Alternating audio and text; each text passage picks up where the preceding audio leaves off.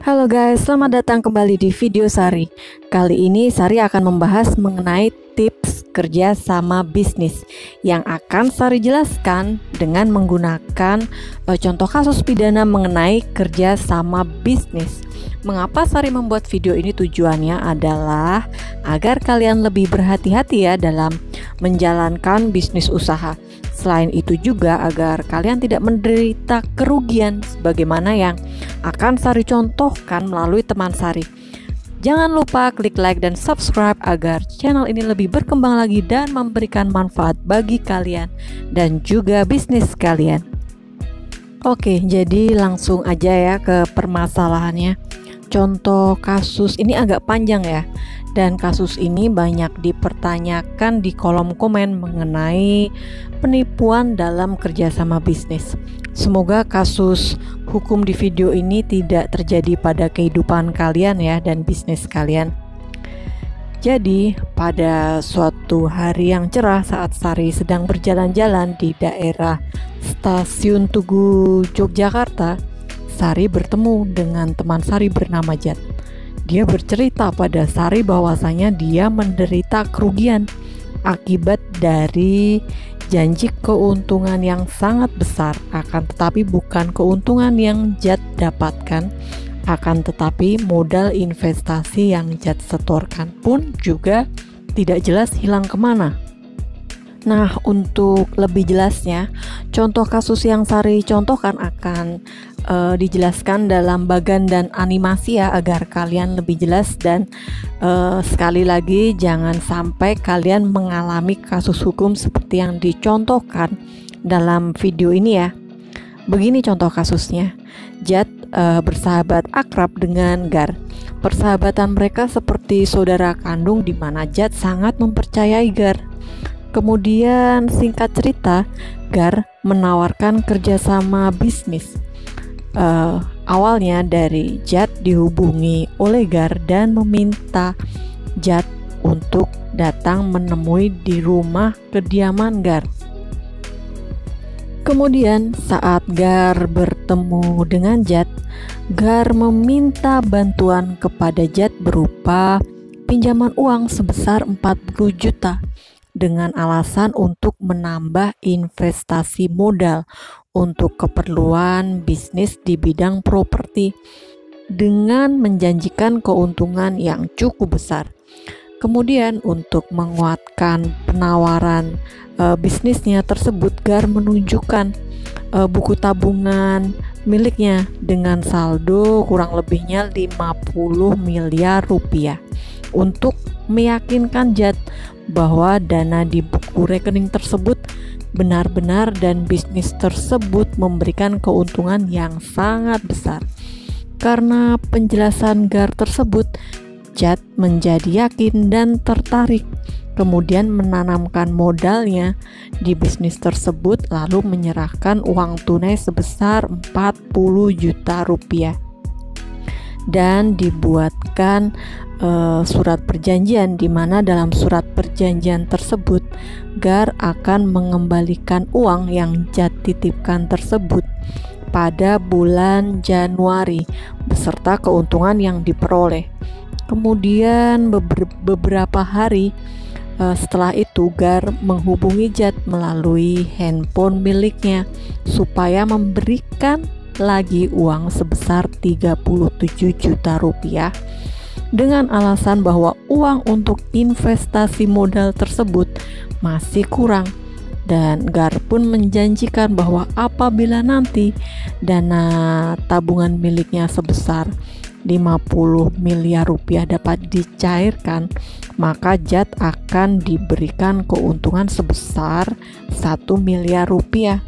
Karena tergiur oleh bujuk rayu Gar tersebut, Jat menyuruh mengambil uang yang dimintanya tersebut ke rumahnya. Dan pada akhir bulan Desember, Gar menyuruh Jat untuk pergi ke Jakarta untuk melihat perkembangan keuntungan investasi dari modal yang diberikan atau ditanamkan. Kemudian Jat berangkat ke Jakarta di mana Jat dijemput Gar di Jakarta untuk kemudian menginap di hotel. Keesokan harinya, Gar menunjukkan kepada Jad tabungan miliknya yang bersaldo sangat besar, surat-surat dan sertifikat yang menyatakan bahwa Gar akan menerima keuntungan yang sangat besar. Dan ketika di Jakarta tersebut, Gar sempat mengenakan pakaian dinas instansi XYZ dan memakai pengawal juga yang dilihat secara langsung oleh mata Jad. Kemudian Gar menunjukkan surat keputusan dari instansi XYZ, uang senilai 50 miliar rupiah akan segera ditransfer secara online ke rekening bank milik Gar, dengan ketentuan bahwa Gar harus memberikan dana penalti khusus sebesar 200 juta rupiah. Dengan dalil tersebut, Gar meminta uang tersebut kepada Jad dan untuk menutupi kekurangan tersebut, Jad menjual emas miliknya, kemudian menyerahkan uang hasil penjualan emas tersebut kepada Gar, dan kemudian dibuatkan kwitansi tanda terima yang diserahkan uang tersebut kepada Gar.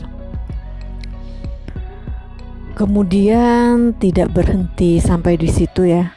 Gar masih melanjutkan tipu muslihatnya dengan alasan untuk kepentingan bisnis properti, sehingga Jad terus mentransfer uang kepada Gar, sehingga jika dijumlahkan bukti transfer yang telah diserahkan kepada Gar sebesar 700 rupiah. Pada akhir bulan Desember, Gar menyuruh Jad untuk pergi ke Jakarta.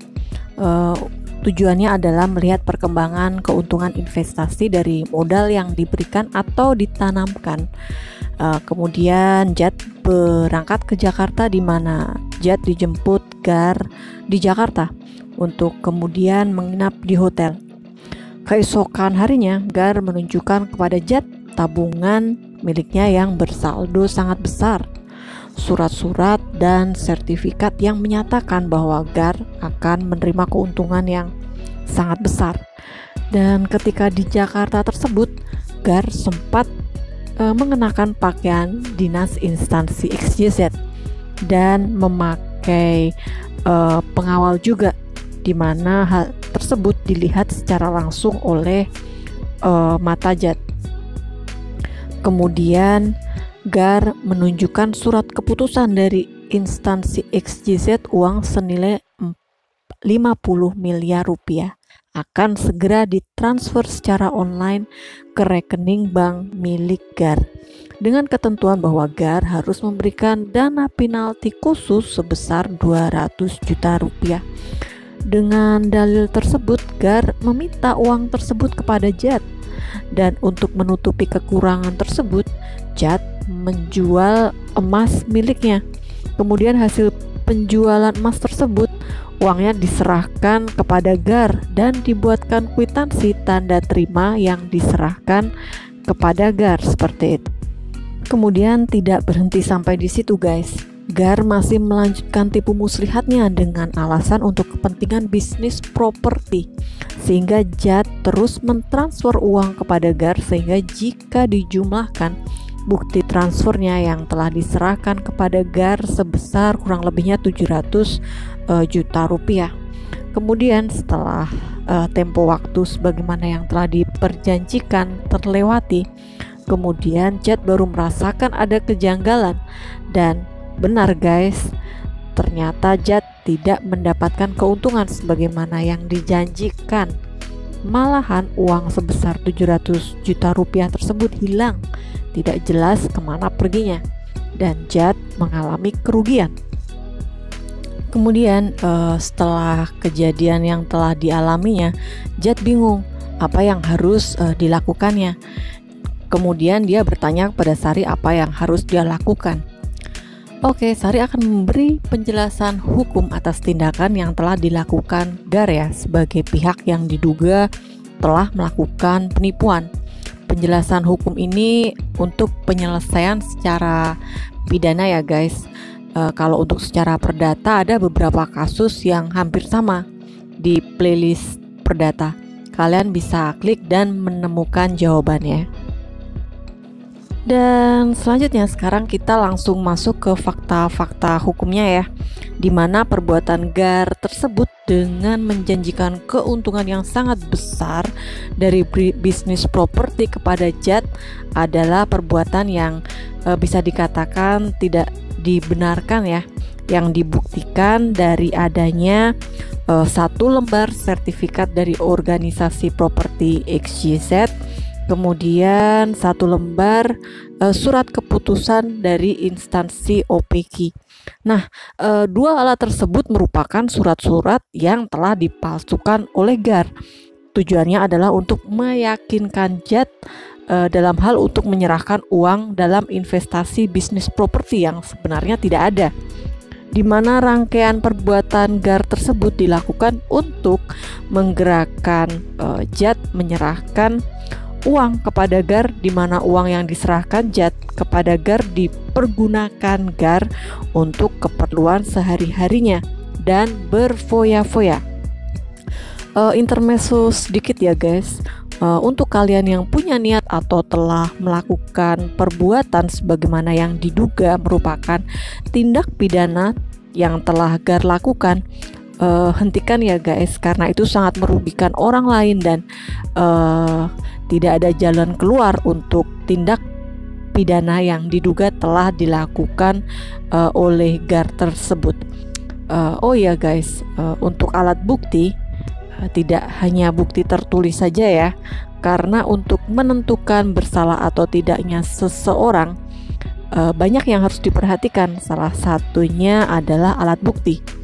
Untuk penjelasan alat bukti bisa kalian temukan di playlist pidana mengenai tata cara sidang pidana.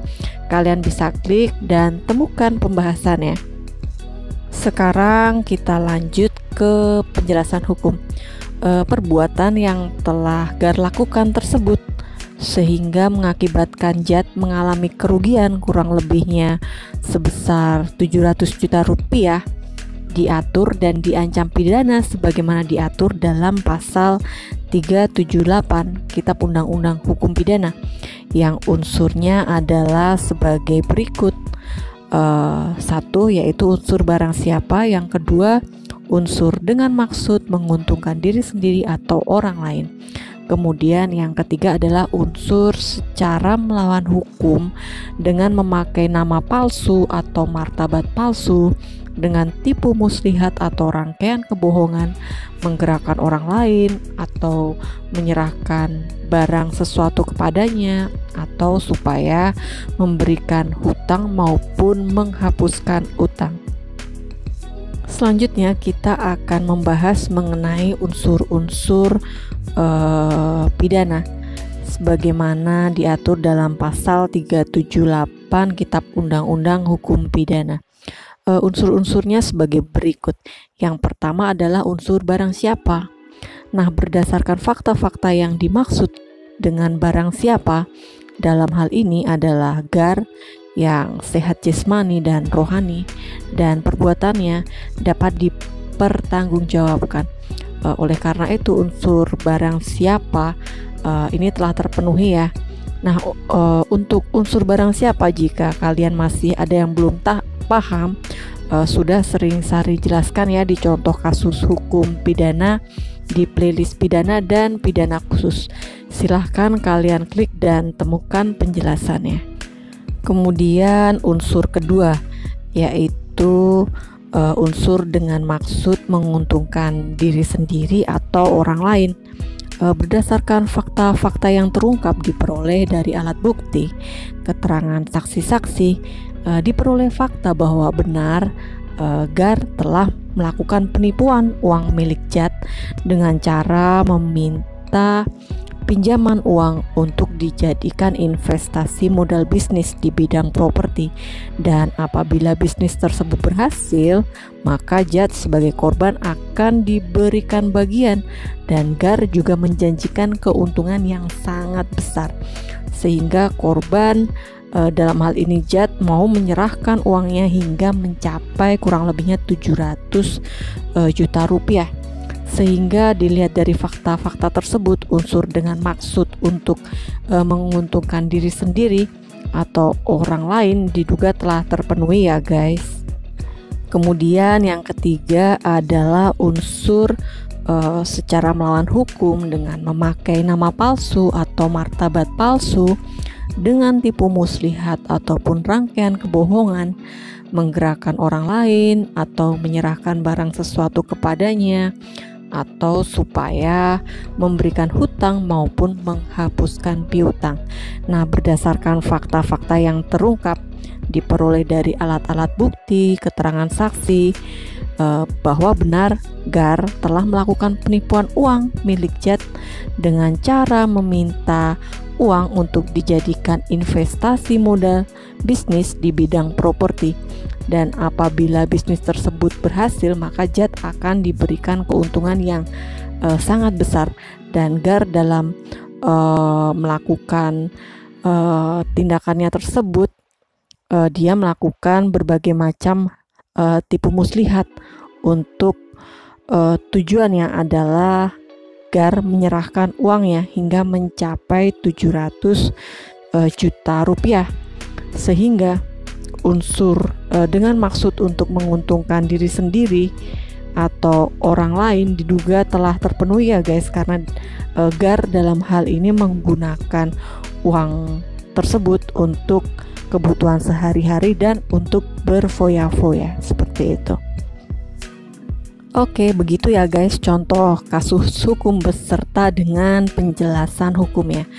Sedikit tips dari Sari untuk kalian yang ingin menjalin kerjasama bisnis, hati-hati ya sebelum menandatangani perjanjian. Pastikan kalian membaca terlebih dahulu isi dari perjanjian, kemudian juga memiliki surat perjanjian yang telah kalian tanda tangani. Kemudian setiap transferan kalian juga harus menyimpan bukti slipnya, agar jika terjadi sesuatu yang tidak diinginkan sebagaimana yang dicontohkan dalam kasus ini, kalian sudah memiliki alat buktinya. Oke guys, semoga video ini memberikan manfaat. Terima kasih, see ya.